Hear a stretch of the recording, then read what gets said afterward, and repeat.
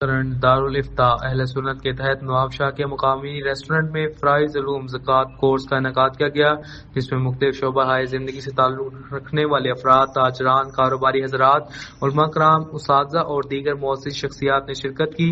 اس موقع پر مفتی نوید رضا اطاری نے زکوٰۃ کے فقہی مسائل پر تفصیلی بیان کرتے ہوئے شرکاء کو زکوٰۃ کے عملی اور شرعی پہلوؤں سے روشناس کیا۔ انہوں نے واضح کیا کہ زکوٰۃ کی ادائیگی کے صحیح اصولوں کو اپنانا معاشی استحکام اور فلاحی نظام کے قیام میں معاون ثابت ہو سکتا ہے۔ بیان کے بعد سوال و جواب کا سیشن بھی ہوا، جس میں شرکاء نے زکوٰۃ سے متعلق مختلف سوالات کیے۔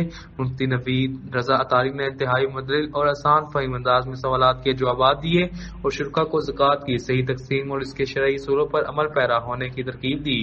کورس میں دعوت اسلامی کے ڈویژن نگران، ڈسٹرکٹ نگران سمیت مختلف شعبہ جات کے ذمہ داران بھی شریک تھے۔